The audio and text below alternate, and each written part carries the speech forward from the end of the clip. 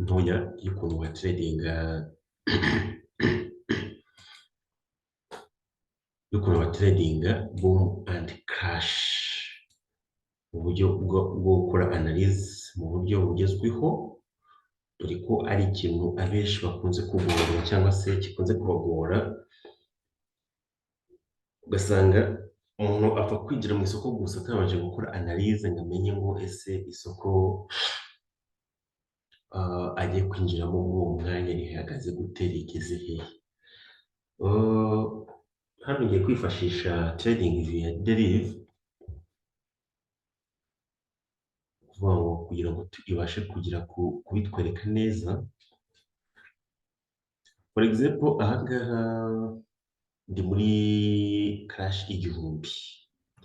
Crash igihumbi mu masomo yacu twabanje twarebye ko cyangwa se twabusanze twarebeye hamwe yuko igihe cyose ugiye gutredinga crash igihumbi cyangwa se boom igihumbi, ugomba kubanza kureba position isoko rigezemo cyangwa se igihe isoko rigezemo. Hano niba muri kureba ahangaha ndi muri time frame y'isaha imwe, ariko twarebye ko before yo kwinjira isoko umanza ukareba muri time frame zose, uhereye muri time frame byibuze ya daily one cyangwa se y'umunsi wose, ukagenda umanuka ureba, yewe ntibibuje yuko n'icyumweru nayo birebamo, ariko byibuze wakabije ugarukira kuri daily one, ukagenda ukamanuka kuri H4 mu masaha ane, ukongera ukareba no mu isaha imwe mu minota 30 n'iminota 15, kuko nk'inaha twebwe tumenyereye gutredinga mu buryo bwa scalping. Scalping ni ukuvuga ngo kwinjiramo utaramara mu isoko igihe kinini. Niba bivuze ko utaramara mu isoko igihe kinini, ntibiba bivuze ko analyze yawe igomba kuba yanalize ishingiye mu matime frame yose, ariko cyane cyane yibanda muri ya matime frame matoya, ariko bitabujije ko umanza kureba icyerekezo cy'isoko uhereye muri ya matime frame yo hejuru. Ahangaha rero turabanza turebere mu masaha ane, cyangwa se tubanze tujye no mu masaha 24, turebe uti se isoko rihagaze gute muri rusange.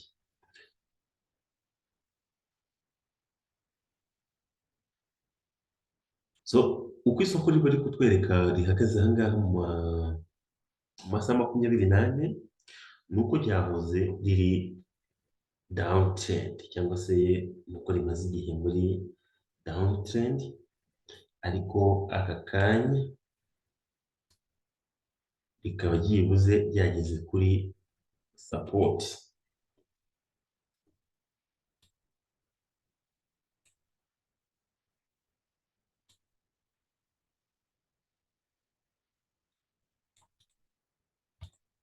So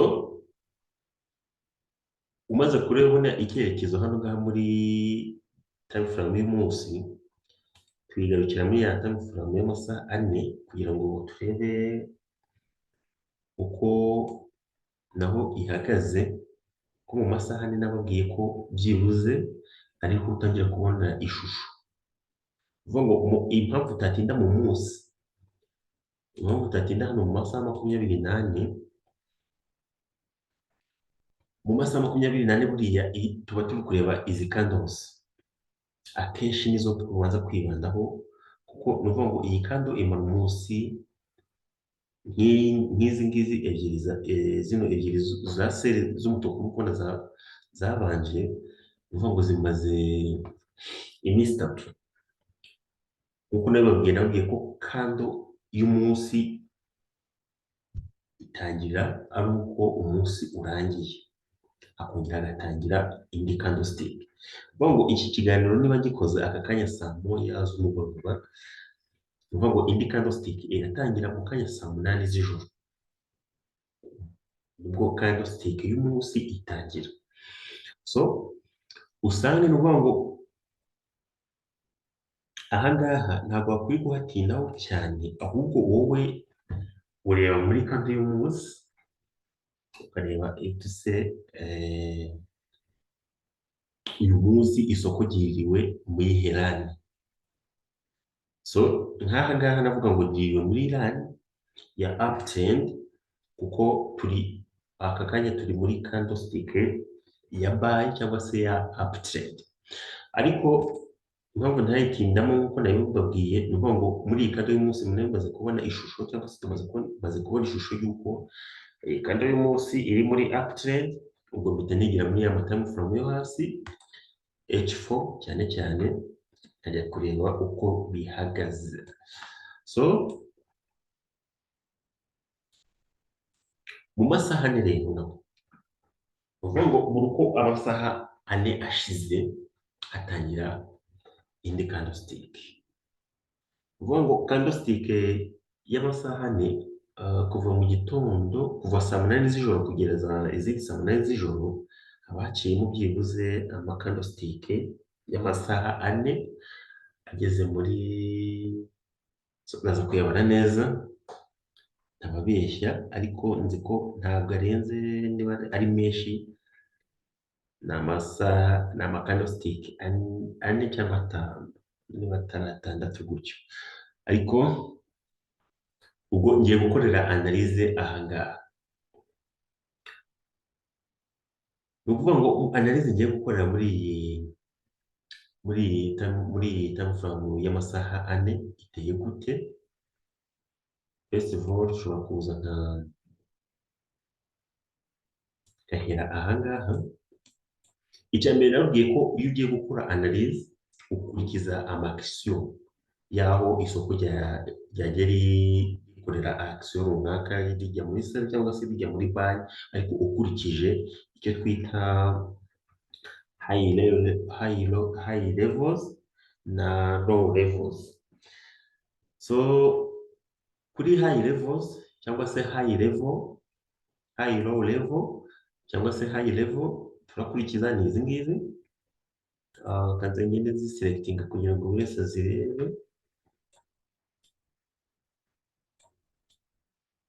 Kuri izi levels cyangwa se kuri izi high levels ukurikije uko iri soko ryagiye riraninga nizo turakurikiza, noneho tukamenya ngo ese isoko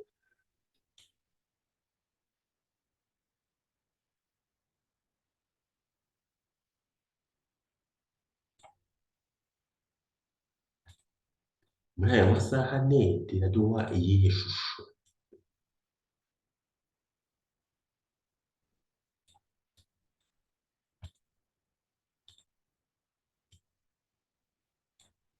So mu masaha angahe rero ashize, uvuga ngo kuva umunsi watangira already nuko isoko riri kutwereka ko byibuze isoko ryari riri muri uptrend position, ariko tukitega ko rigiye kuzamuka. First of all ibyo nari ndi kubasobanurira ni ukuvuga ngo uramanza urebe uko iri soko ryagiye riraninga kugira ngo nawe biguhe ishusho y'iki yaza gukurikiraho. So biteganyijwe ko isoko rigiye kuzamuka rigakora kuri iyi resistance yacu, kuko nabwiye ko support and resistance nicyo kintu cya mbere ugomba kubanza gusobanukirwa imikorere yabyo, kuko niho analyse yawe iba ishingiye. First of all icyo ni icya mbere. Icya kabiri ugakurikizaho price action. Muri price action usangamo ibintu byinshi bitandukanye, ariko cyane cyane nka za candlestick niho tuzisanga, za chart partners niho tuzisanga, za support and resistance niho tuzisanga, za trend line niho tuzisanga. Ibyo byose tubisanga muri chapitre twita ngo price action, ariko nk'ejo muri Zoom meeting nzabigarukaho neza tubitangire kugira ngo buri wese azajye abanza asobanukirwe imikorere ya support and resistance uko bikwiye. Ni ukuvuga ngo aha ngaha tumaze kubona ishusho, ni ukuvuga ngo ni uko isoko rikiri muri running ya uptrend, ariko ntabwo wahita winjiramo ako kanya ngo nuko urisanze muri running ya uptrend, ahubwo ni ugutegereza ukajyamo wenda ukajyamo ugiye gukora sell mu gihe isoko ryaba rigeze, cyangwa se iyi rani turi kureba iri kuzamuka iri kuva aha ngaha hasi yaba igeze kuri iyi resistance. Noneho turebe mu isaha imwe ihagaze biti. Mu isaha imwe nayo ni uko twabibonye mu masaha ane, ni uko naho biri kutwereka ko igiye kuzamuka igakora kuri iyi resistance. Setu ishobora kugera kuri iyi resistance igakomeza ikazamuka ikabreakinga iyi resistance yacu,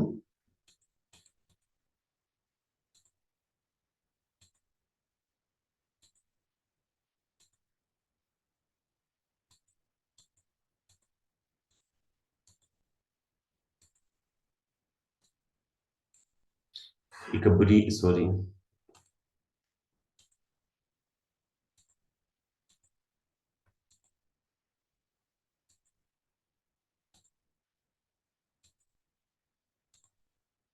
aribyishe mu mbabarire gato.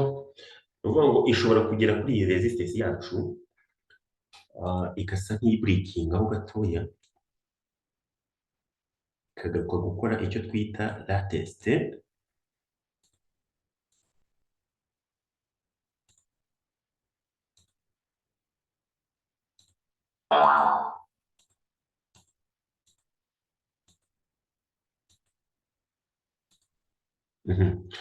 ikagaruka gukora icyo twita, tuvuga ngo ikazamuka igasa nk'ibreakingaho gatoya.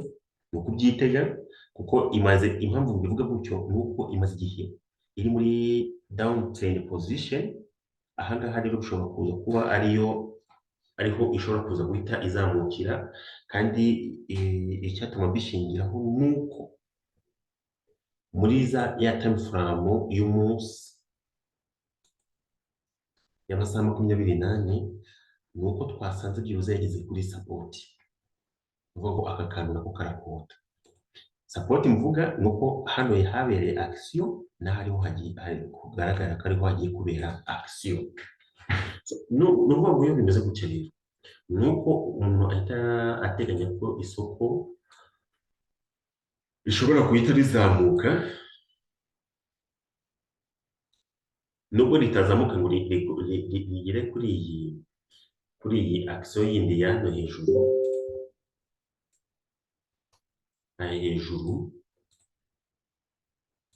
ariko byibuze wakwitega ko isoko rishobora kuzamuka rikaza rigakora kuri izi action nanone.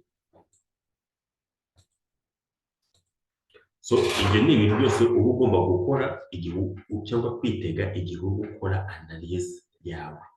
Ni ukuvuga ngo mu gukora analyse muri iri soko, buri kantu kose cyangwa se buri action yose ushobora kuyishingiraho ikaguha impamvu y'igituma ibyo bintu ukwesipetinga cyangwa se icyo kintu uri guteganya gishobora kubaho. Ni ukuvuga ngo igihe uko byagenda kose muri iki cyumweru nuko aha ngaha bikutwereka ko isoko ryageze kuri resistance, ariko hagomba kubaho running ya up ikagera aha ngaha. Yahagera nibwo ushobora guteganya ikindi kizakurikiraho cyangwa se gishobora gukurikiraho nyuma. So kandi isubire muri ya saha imwe, kuko turi kugenda dushaka entry twakwinjiriraho cyangwa se entry ushobora kwinjiriraho igihe umaze kubona isoko riri kugenda muri iyi rani imeze gutya. Ubwo hano turajya mu isaha imwe tuba tumaze kureba, turajya mu minota 30 naho turebe uko bihagaze. Iminota 30 ni ukuvuga ngo ya analyse twatangiranye mu masaha turi kugenda tumanuka muri aya matime frame tugasanga still isoko riracyari uptrend.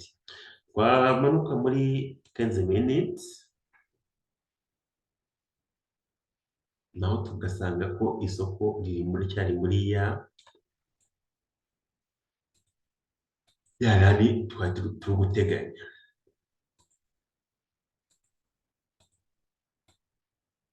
So twigire muri 5 minutes turebe uko bihagaze. 5 minutes naho biraduha iyi shusho. Rero noneho wigiriye muri 1 minute.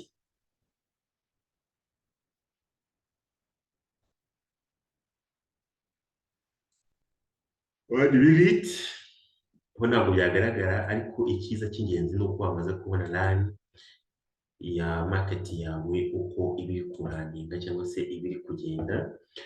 Ubwo icyo uba usigaje nk'uko nabibabwiye ni ukuvuga ngo entry uyishakira muri 15 minutes cyangwa se muri 5 minutes, niho usubira ugiye gukora gutegerereza ya rani yawe uko iri kuraninga. So ahangaha ni ukuvuga ngo isoko nirigera ahangaha kuri iyi rani nibwo ushobora guteganya gukora sell, ariko nanone wabanje kureba ko ritarakora breakout rikomeza muri uptrend. Wabona ridakomeje muri uptrend, ushobora gukoresha za sell limit cyangwa se sell stop. Kimwe muri ibyo cyabasha kuguhura cyangwa se cyabasha kugushyira muri position nziza yo kugetinga profit, cyangwa se ugategereza isoko rikamaze gakora confirmation rikakonfaminga yuko koko rigiye muri sell, ukabona nawe kujyamo ugiye gukora sell. Uvuga ngo iyi ni analyse ntoya ishingiye kuri support and resistance, ariko kuri crash igihumbi. Uvuga ngo ahangaha ku muntu nk'isomo twabanje, ku muntu wahereye aha hasi akora scalping muri buy position already yungutse. Byagenda babwiranga ngo izi crash igihumbi cyangwa se boom igihumbi cyangwa boom 500 cyangwa crash 500 yewe na boom 300 na crash 300 ushobora kuzitradinga mu buryo bwa buy position cyangwa se sell position bitewe na peg yo gutradinga. Urugero nko kuri crash igihumbi cyangwa se kuri ku moko yose ya crash twabonye, haba crash igihumbi, crash 500, crash 300, izo peg zose twabonye ko ushobora kuzitradinga muri buy position ukunguka. Ariko uyitradinga muri buy position byagenze bite? Nuko wamanje gukora ya analyse yawe. Nk'aha ngaha iyi analyse wenda niba nayikoze mu gitondo asanga isoko riri ahangaha ryamaze confirminga cyangwa se gukora confirmation cyangwa se gutanga confirmation y'uko hagiye kubaho buy, icyo gihe njyamo ngiye gutradinga buy position cyangwa se buying position. Ariko nimba isoko nditegerereje muri iyi zone tegereje ko rizamuka rikajya kuri iyi zone, uvuga ngo ndayitegereza muri selling position.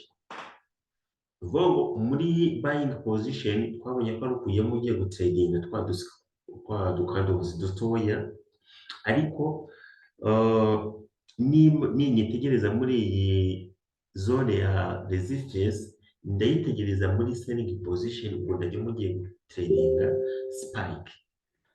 So ahangaha rero ugasanga abantu benshi niho bari guhombera cyangwa se bahombera.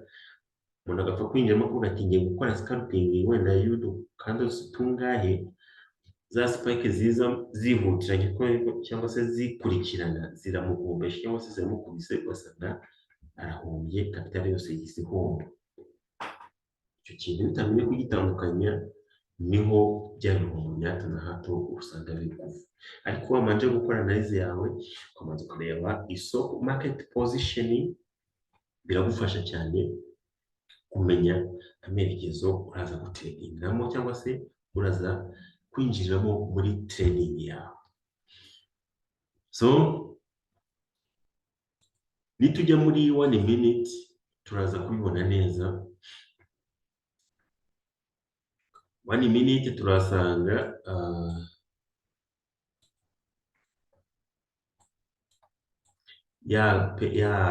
pair yacu sorry, ya pair yacu turasanga ko iri kwerekera muri buying position. Ni ukuvuga ngo umuntu wahereye hano hasi ayiscampinga kurinda uzamuka ugera aha hejuru biracyari mu nyungu, nubwo muri iyo scalping hataburamo spike, ariko ntabwo bikwiye no kwinjiramo igihe iyi karashi igihumbi iri muri sell position. Ni ukuvuga ngo iyo iri muri sell position, tuvuge urugero nk'uwinjiyemo ahangaha ari guscalpinga, ahangaha ari guscalpinga, kurinda isoko rigera ahangaha,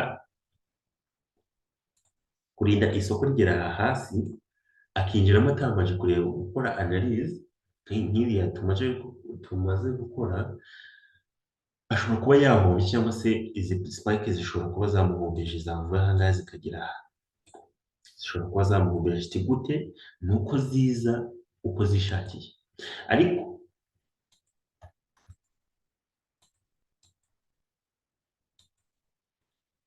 nk'ahangaha nk'umuntu winjiriyemo ahangaha, ukubona nubwo zagiye ziza, ariko nuko ikigaragara isoko cyangwa se market iri muri strong buy position. Ubwo ngo nubwo iyo spike yagusangamo, ushobora gukavaringa mu gihe utagize ubwoba uhita uvamo vuba vuba, ushobora gukavaringa ya loss yawe, cyangwa se ukavamo ukongera ukinjira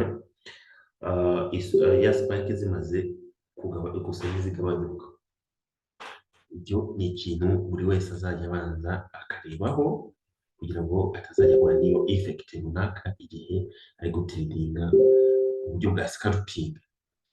So mu gufata spike rero,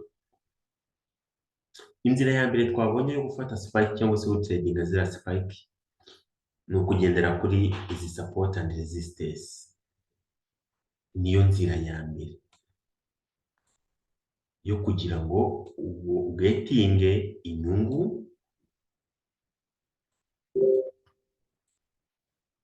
ukeneye muri makeya.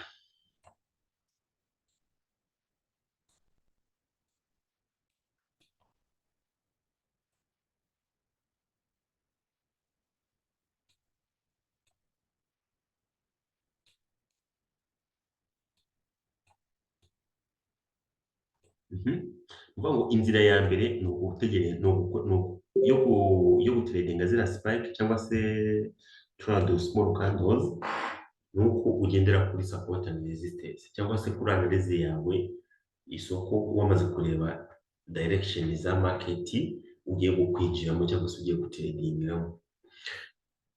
Ni ukuvuga ngo niba isoko rigeze ahangaha, niba iyi market nayitegereje ikagera ahangaha kuri iyi zone, ni uko ari sinye y'uko ngiye kwinjiramo mu gutredinga muri spike cyangwa se gufata spike, ariko nabwo